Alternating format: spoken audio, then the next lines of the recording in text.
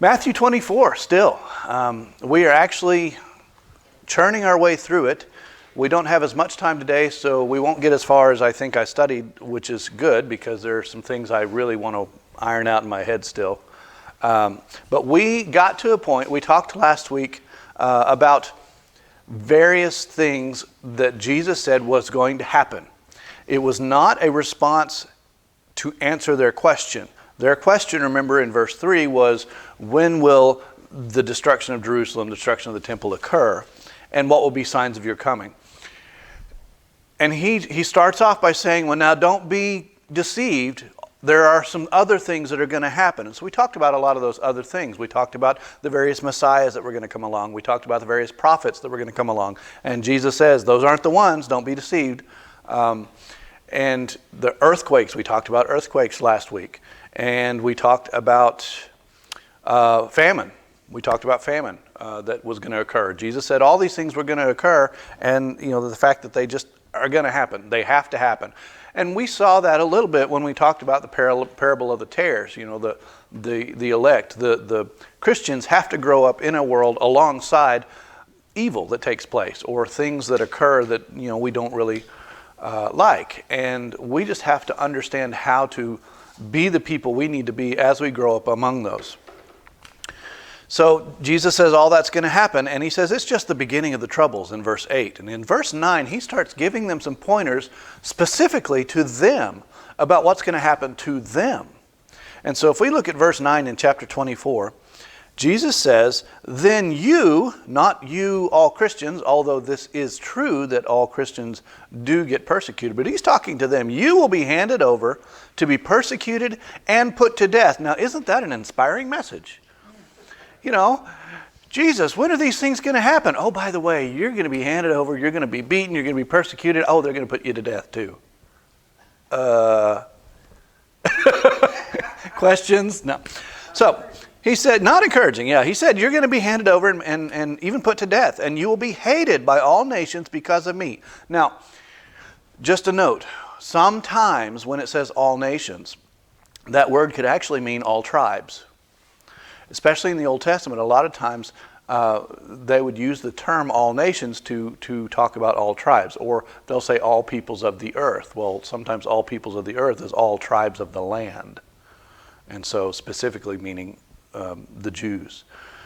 Whether or not that's what is intended here, I'm just going to let you know that that's sometimes how that's interpreted. So, you will be hated by all nations because of me. And at that time, many will turn away from the faith and will betray and hate each other. And many false prophets, we've had this verse already, will appear and deceive many people. Because of the increase of wickedness, the love of most will grow cold. But the one who stands firm to the end will be saved. And the gospel of the kingdom will be preached in the whole world as a testimony to all nations. And then the end will come. There's an interesting thing here. If we look at this, we actually see, you remember I talked about that literary format called the chiasmus? We've discussed that several times. There's a chiasmus here. So if we look at this, we can see it, and I'll have to see, this is probably why I have paper notes, so I can pick it up and go look. All right, the first thing is, you will be handed over and persecuted and put to death. Now, we know that actually happened, didn't we? To the disciples themselves. In fact, by AD 70, quite a number of them had already been put to death. Because we see in Acts, we see the martyrdom of James. And then we see Paul put on trial. And we know that both Paul and Peter were killed under Nero, again, prior to AD 70. We know that they were all persecuted many times by Jews, many times by the Sanhedrin. We know that Paul, before he was converted, he was on a strong mission to persecute Christians. So we know that kind of thing happened all the time. And I have a list of verses we could potentially go look at, but we understand that kind of trial happened to the disciples. So the first thing, if we want to say we have Jesus saying that you'll be handed over for persecution and death for teaching. All right. And then he goes into, let me look here.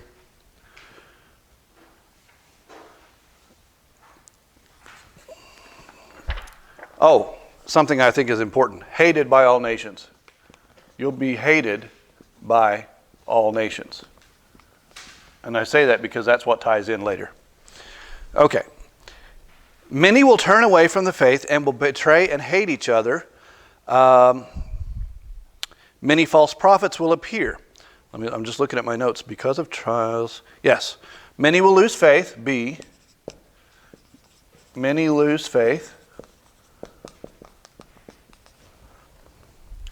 And will turn against each other. And we actually see that as well. C, in the same sense, is false prophets will deceive many. Now, in a chiastic structure, chiasma structure, we dive into this and then we have to come back out, right? So here, C prime, we actually have, there will be an increase in evil that will cause people to lose motivation and commitment to Jesus. So, increase in evil, lose motivation. And when we have these chiasma structures, C and C prime in this sense tie to one another. So there will be false prophets because of their teaching. There's a growth of evil and people lose motivation for faith. So B prime, Jesus says, those who keep their faith through the trials will have an eternal reward. Here's what he says. The one who stands firm to the end will be saved. That doesn't mean the one who's still alive when all this finishes is going to be saved. A lot of people might think that. But the one who stands firm in their faith to the end of, or throughout all of these trials, to the end of the trials, whether that be martyrdom or whether it be you're still alive and you've come out the other side stronger in your faith rather than losing it for motivation. So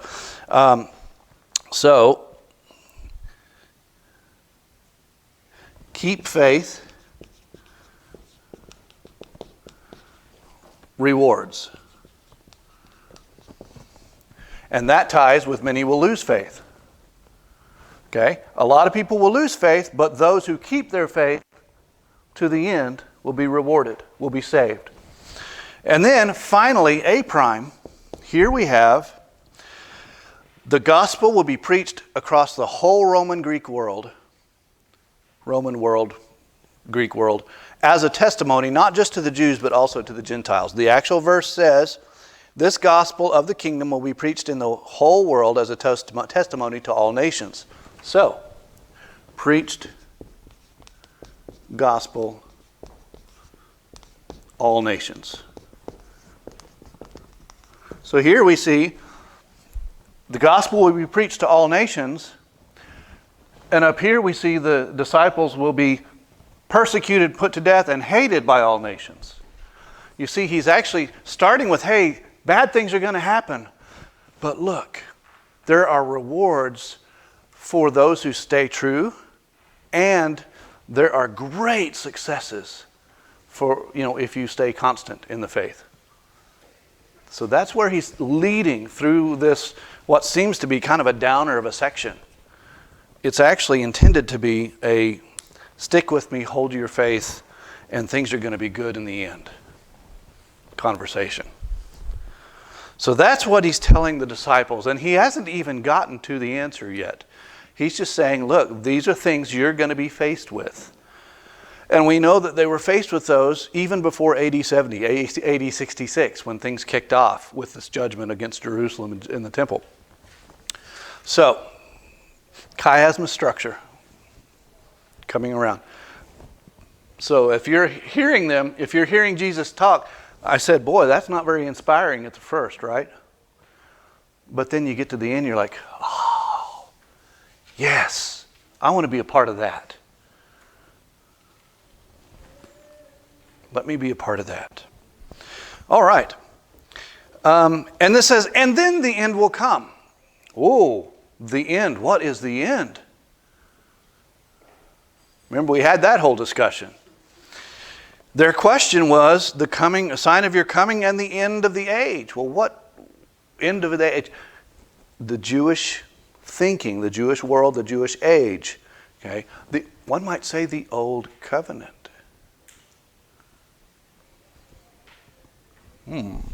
So, and then the end will come. And then he starts into what I would call his answer. Verse 15, he actually starts responding specifically to the answer that or the question that they asked. Remember, they asked, what's the sign? And so he says in verse 15, before I go there, let me just make sure. There are people, I have to back up before I dive too far into this next piece. All nations. There are people that say, well, even today the gospel has not been preached to all nations. Therefore, this has not yet been fulfilled. Okay? But they understood at the time this is a continent, they don't even know about each other. Right. When they talked about the world and the nations, it was the known nations of basically the Roman world. And that's why I said earlier Roman/Greek world. Because generally speaking, we're talking about the world that Alexander the Great conquered. And all of the Hellenized world that then now Rome is now over primarily. I think he conquered more than what the Roman Empire is, but then he lost it pretty fast because he died. If we want to, we could turn to something like, for instance, Colossians 1. Did I write that one up here? I did. Colossians 1. Colossians 1, Paul is talking, and notice what he says to the church in Colossia. Now remember, Colossia was one of those towns that collapsed in an earthquake. It was never rebuilt. But here, this is before that happened. Paul wrote them a letter. He founded a church there, and then he wrote them a letter. Colossians 1, verse 6. He says, in the same way, the gospel is bearing fruit and growing throughout where? The whole world. And then you get down to verse 23, and he says, if you continue in your faith established and firm and do not move from the hope that is held out. Oh, that's actually the part of the last chapter, or last verse. Here we go. This is the gospel, verse 20, middle of verse 23. This is the gospel that you heard and that has been proclaimed to every creature under heaven. Well, wait a minute. We know today that that's not right. Remember, it is their perspective, their context. And that's the meaning of this. It's their context. We can't read it with our 21st century context. We have to read it with their first century context. So Jesus says it's going to be preached to the whole world, and then the end will come. Paul says it has been preached to every creature. You have to understand the idioms that they're talking about. You know, the idioms that they use. We use idioms today. Eat a horse. Well, you don't really eat a horse, but we know what that means, right? And so you have to kind of understand what it is that they're saying.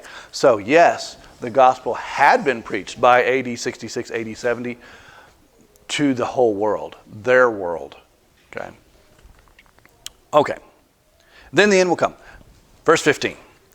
So when you see standing in the holy place the abomination that causes desolation. Oh my goodness, that opens a huge door.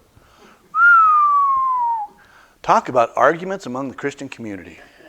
Boy, that'll open it. So when you see standing in the holy place the abomination that causes desolation, spoken through the prophet Daniel, let the reader understand. Matthew says, hint, hint, let the reader understand. Then let those who are in Judea flee to the mountains. Well, we have to stop and talk just a bit about this abomination that causes desolation. Now, this is not new to us. We've talked about it because we've gone back and we visited Daniel, right? We talked about what Daniel wrote, and when he said, abomination that causes desolation, we talked about it in reference to the time period. Remember, we talked in Daniel, he gives us some time frames. There are a lot of assumptions about this. To the Jews, remember when the Jews think the abomination that causes desolation occurred?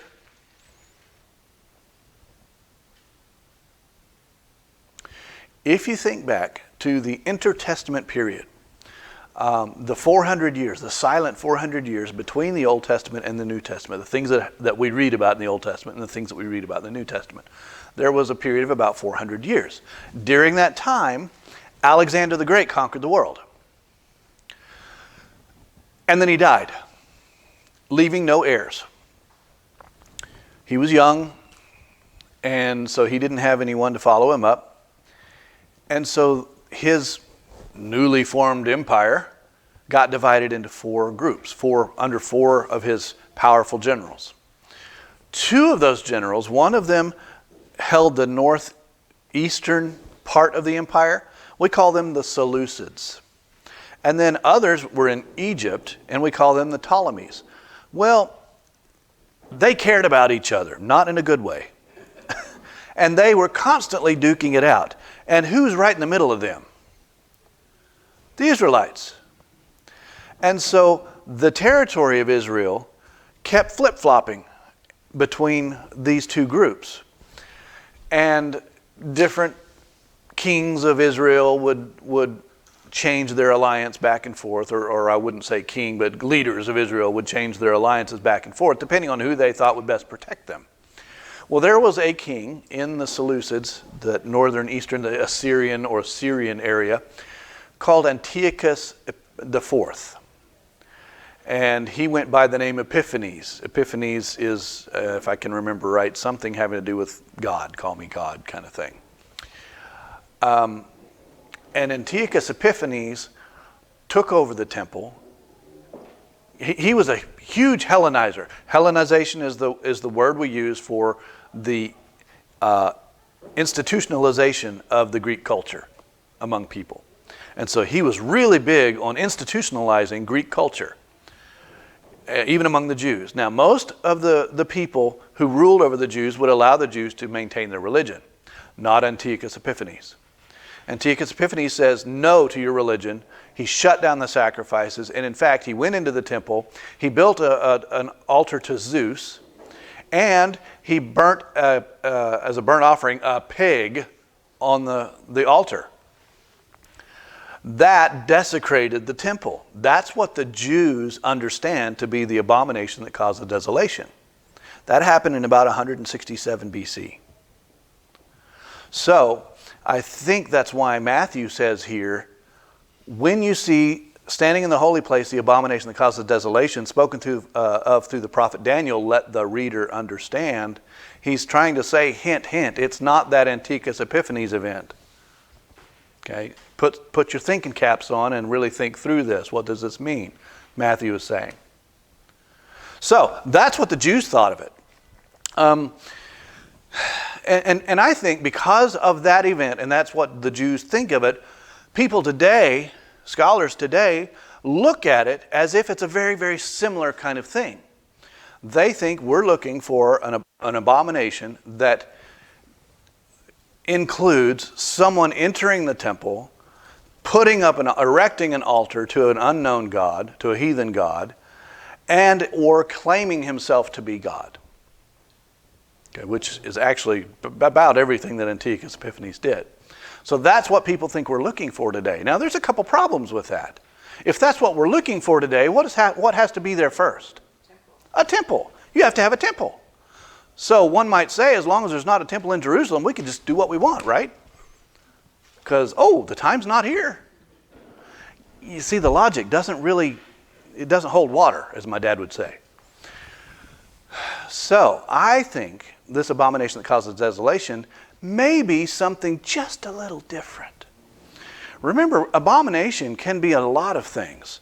This holy temple was supposed to be kept holy. The priest, to even go inside, had to do certain things, ritualistic things, to put on the clothing of cleansing, just to be a part of what goes on in the temple.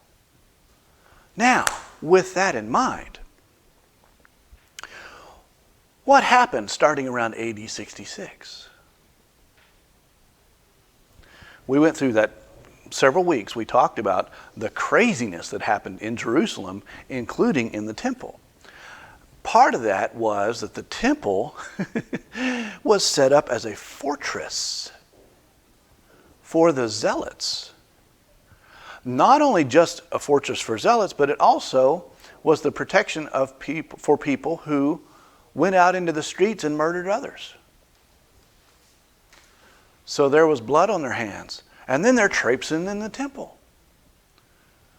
And then we go so far as we see that the temple objects themselves are taken out and melted down. The gold is melted down and distributed to the zealots or the fighters that were there.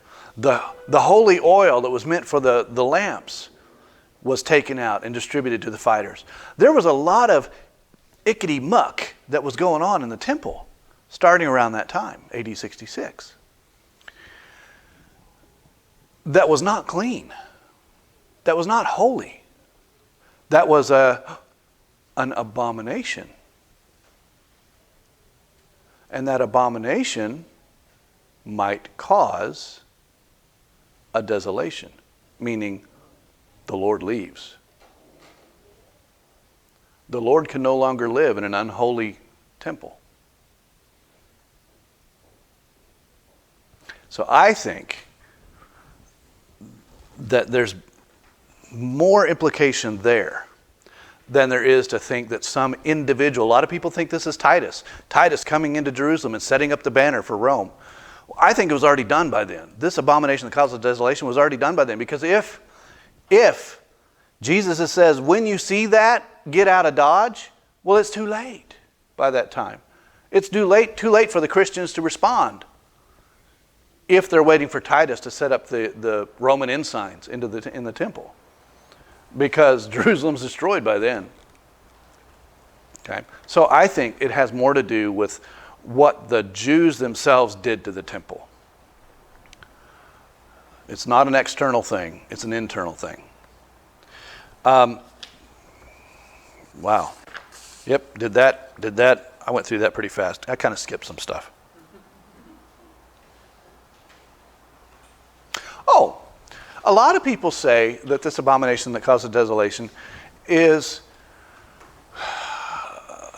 kind of an event that is caused by the Antichrist. You've heard that term. We talked about that term just briefly before. And to a lot of minds, we're still waiting for that Antichrist, right? Notice what John says in 1 John. 1 John 2. If we go to that, and that's one I did not write up here on the board. 1 John chapter 2, we're looking at verse 18. He says, "Dear children, this is the last hour. And as you have heard that the Antichrist is coming, even now many Antichrists have come." Well, wait a minute. Is he still coming yet? Or has he already come? Not just one. Many Antichrists have come. This is how we know it is the last hour. John says that. And he says it's already happened. Antichrists have already come. Put that together with what you see going on in the temple, what you see happening in Jerusalem, starting in around AD 66. To me, when you start looking at this, it's just so hard to see any of this as still down the pipe, because they were dealing with it right there. Their verbiage was immediate. Their explanations were, hey, it's already taken place. So, and it has to happen in a temple. The temple was there at that time. All right, Matthew 24. So when you see this, does anyone have questions about that before I go on? Because I know that's a pretty daunting idea, daunting topic in general. Not really? Okay. Awesome. So Matthew records that Jesus says, when you see this take place, flee to the mountains. Everyone who's in Judea. Now, he doesn't say if you're in Jerusalem, flee. He says if you're in Judea, flee. Why? Because we talked about this. When Vespasian and Titus came into the area, what did they do first? They took care of all the little towns in Judea. They made sure that everyone was under their control before they started looking or focusing on Jerusalem itself. Pretty good tactic, actually. That way you're not caught from behind by some other people. Okay, so when you see this occur, bad things are about to happen. Get out of town, he says. Flee to the mountains. Let no one on the housetop go down and take anything out of the house. Let no one in the field go back to get their cloak. How dreadful it will be in those days for pregnant women and nursing mothers. Pray that your flight will not take place in the winter or on the Sabbath, for then there will be a great distress unequaled from the beginning of the world until now, and never to be equaled again. He says, when you see this happen, they asked, what will be the signs? And he says, here's the sign. And when you see the sign, head out of town. Don't pass go. Don't collect $200 because your life is at stake. Now,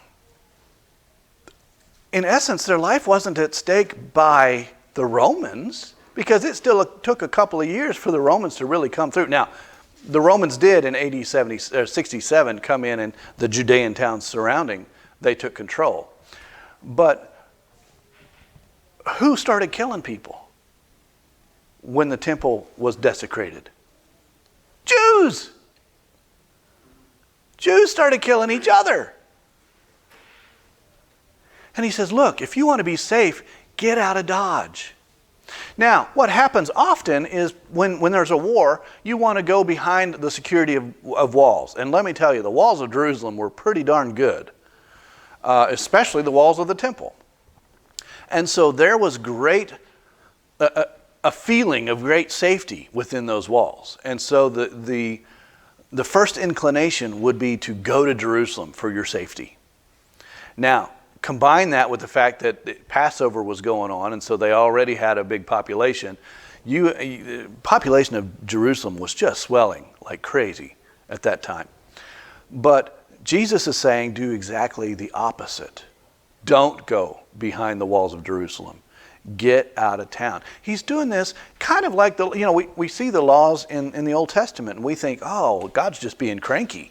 He's just being picky. No, he was setting up regulations to keep his people safe, to keep his people healthy, and to demonstrate to the world around them that God is God and God is good. Well, here, Jesus isn't being mean, don't be safe. He's saying, I want to keep you safe. Get out of town. And we actually know they did. Well, we believe they did. Tradition has it that when the consternation in Jerusalem started, I'll just say that, the Christians, tradition says there were several prophecies that told Christians to get out of town. We don't have any documentation of that, but tradition says that the Christians left Judea, Jerusalem and Judea, and they settled in the town of Pella, P-E-L-L-E, P-E-L-L-A, P-E-L-L-A, I don't remember. Pella. Ooh. I have it written in my notes. I could go look it up, but call me lazy. I don't know.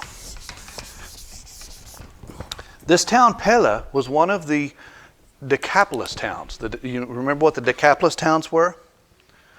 They were the 10 the 10 primary or major Greek centers are in and around Galilee. There was the Decapolis, and they were primary cities, Greek cities, around Galilee. And so they went and I have it as A, P-L-L-L-A. But if you have, here's my little map. My dad would be proud. Got the Jordan River, Dead Sea, Jerusalem sits approximately here. Jericho down on the river, right? This is Galilee. This is,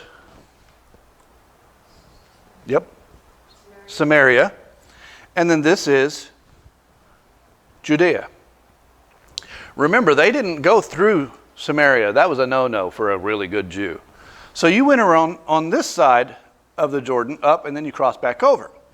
Well, King Herod had control of this area, Galilee, and this region over here on this other side of the Jordan. In fact, when you hear the Bible say the other side of the Jordan, this is the area they're meaning. And that was known as the area of Perea.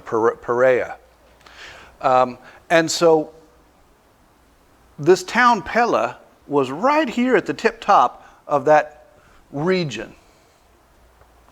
So tradition tells us that when the stir started happening in Jerusalem, Christians came down and they stopped there. And they lived there for a while. I don't know how while a while is. The church historian Eusebius is the first one that gives us this information, but there was another one, and I can't remember his name. Epiphanius gives us some other information. And what Epiphanius says is the Christian group that went here didn't stay here. They came back down after all this was said and done, after things were over.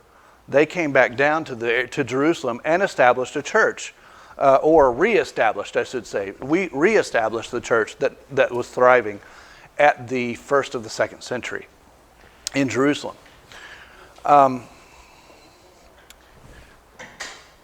are a lot of questions as to whether or not Pella was the right place, or that Pella was the real place. We do know that there were some Christian heresies that seemed to originate in that area of Pella. Whether or not those heresies were brought by these people, I don't think they were. I think they were just developed over time. But we do know that the Christians left. Where they went, subject to some debate, tradition says it's Pella. But Christians did follow this teaching. Now, this wasn't the disciples. This wasn't the apostles. Because we're talking about 66. And by 66, a lot of those apostles had already died.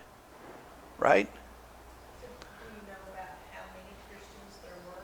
I don't think I found a count.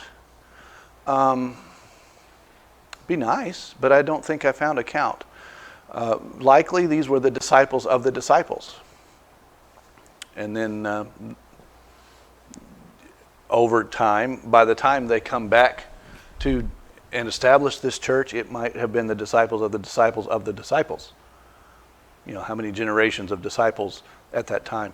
So I don't know necessarily how many escaped, might be the word, from the tragedies. The only counts we have about anything going on really at that time were given by Josephus and Tacitus, the Roman historian, and they were really centered on who was involved in the catastrophes of Jerusalem. They weren't really counting people that were escaping, because those were probably hard to number, I would think. But as far as I know, we don't have a count. Good question, though. So here's another thing. Wow. Yeah, okay, I'm still here. I was like, where am I in my notes? Yeah.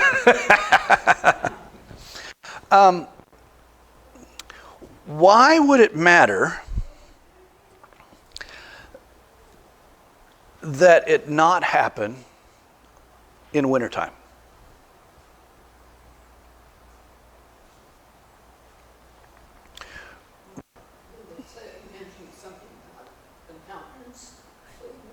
Flee to the mountains. Yeah, a lot of times, and a lot of times mountains referred to just basically get out of the urbanized areas. It wasn't specific as to where exactly to go to. But why winter typically mattered is wintertime slows just about everything down. We have really nice roads, and we have equipment to move the snow off of those roads. If you think about it, they have carts, they're walking everywhere. If they happen to have snow, or if they happen to have really cold weather, it's challenging to travel in winter. In fact, a lot of armies didn't even fight in winter. We see in the Jewish Roman world, the Romans camped out through the winter because it was just so hard.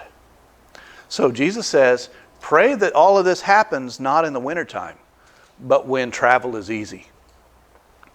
And another thing that happens in wintertime is usually the creeks that will dry up.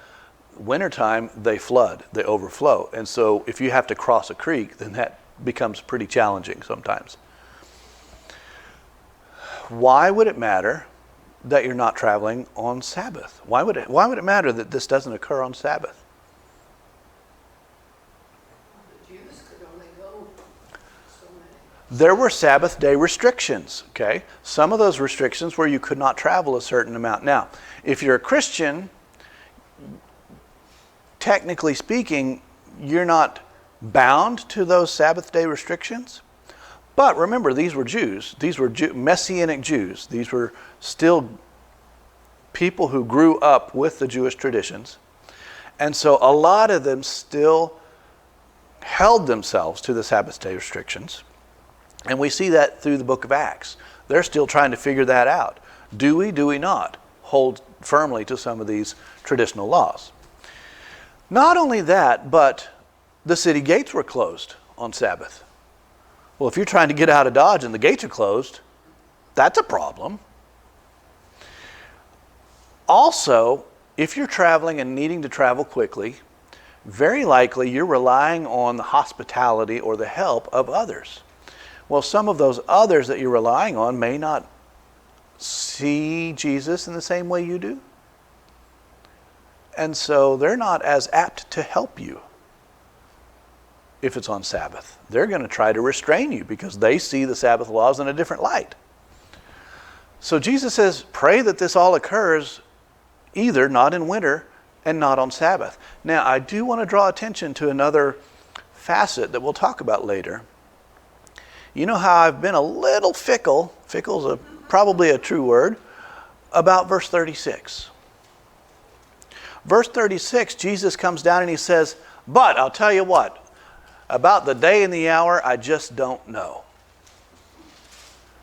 Well, oftentimes scholars will say, okay, this is a turning point in Jesus' comments, and now in verse 36, he starts to respond to the end of time question.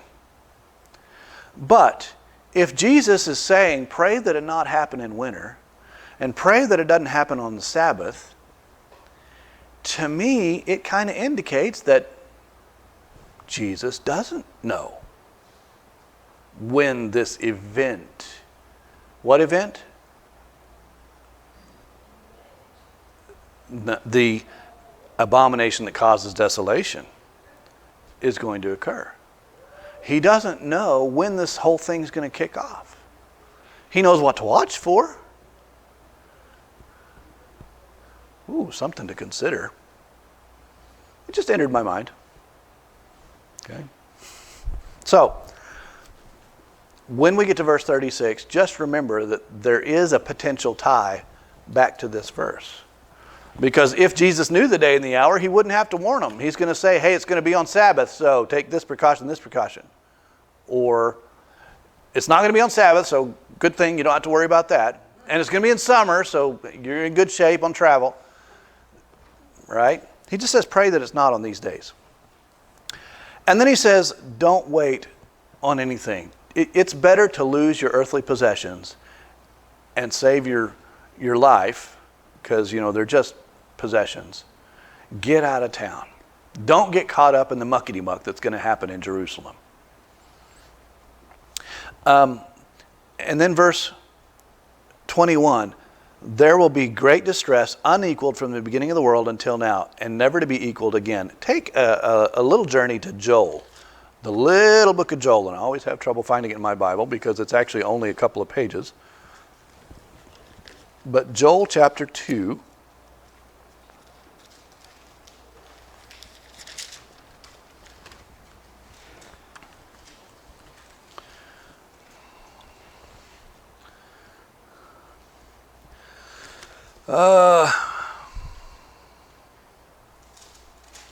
Verse 2. A day of darkness and gloom, a day of clouds and blackness, like dawn spreading across the mountains. A large and mighty army comes, such as never was in ancient times, never ever will be in ages to come. Now, in Joel, that is a reference to technically locusts. The question is, do the locusts mean something else? But you notice the similarity of language here. Jesus and actually all of the people at this time would always borrow language from these prophets. And we'll see this again next week. But they would borrow the language from various prophets or various people of old and apply it to their situations. And notice what Jesus says in Matthew 24. What was that verse? Verse 21. There will be great distress, unequaled from the beginning of the world until now, and never to be equaled again. And Joel says, such as never was in ancient times, and never ever will be in ages to come. Okay. It doesn't necessarily mean what it says, literally. Because if it did, then you would have competing passages all over, which is what a lot of anti-Bible scholars claim.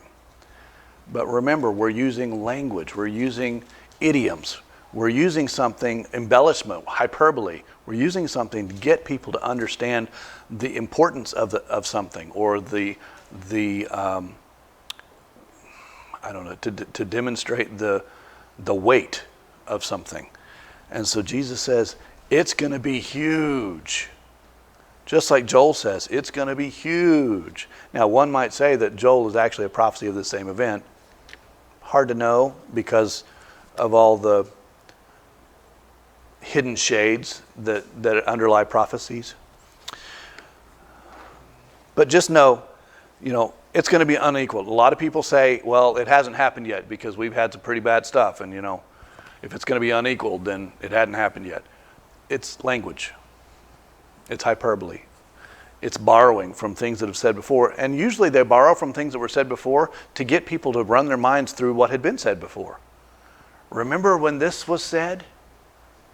This might be the occurrence of that, or something like that is about to happen. It just gets them to recall to mind those same kinds of things, those same events. So Jesus says, hey, this stuff is going to be a catastrophe. And we talked about how devastating AD 66 to AD 70 was for Jerusalem, and AD 66 to AD 73, 74 was to the Jews themselves. Okay.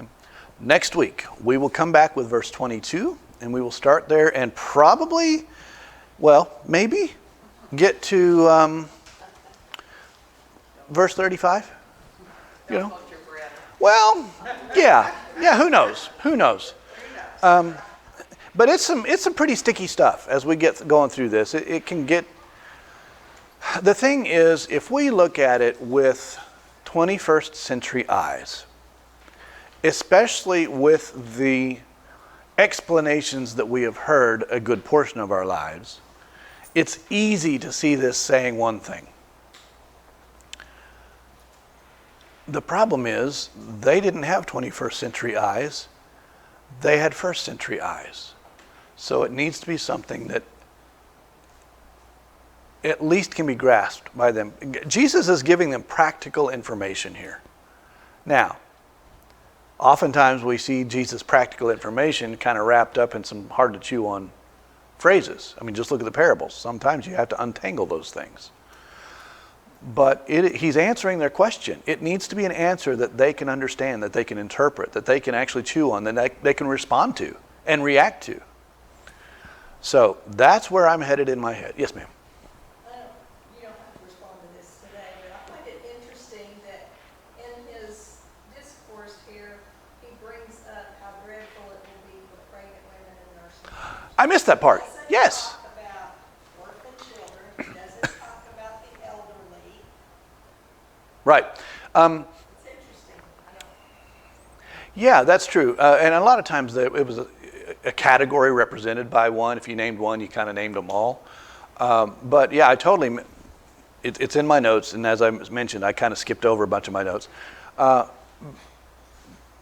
Jesus says, it's going to be, hard on, there were a couple of people. He says, how dreadful it will be in those days for pregnant women and nursing mothers.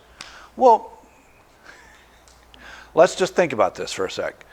If it's the end of the world, the apocalypse. Things are going to just, psh. Why would it matter if you're pregnant? Right.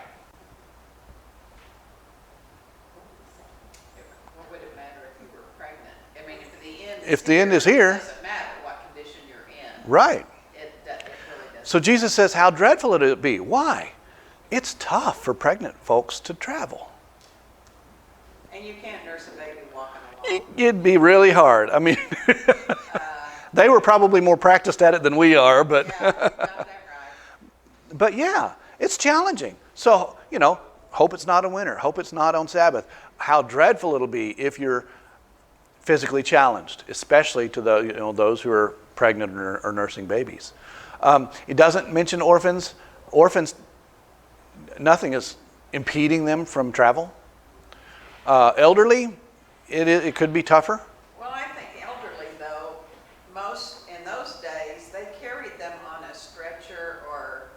They were helped whatever, along. rather than having to walk by themselves. But they would expect a pregnant woman to walk. And they wouldn't stop for nursing. Nursing. So... Well, especially if you were in a hurry. Yeah, right. Okay. I mean, if you were really urgent. Yeah, and so he does mention that, and thank you for pulling that out because I ran right over it. But yeah, why does that matter? Well, it impedes travel. It makes it tough to get out of town. Not just for you as a person, but also the baby. I mean, there are various things that the baby requires. And if you're having to get out in a hurry, maybe you forgot something at home. Okay, so he says it's going to be difficult. But remember that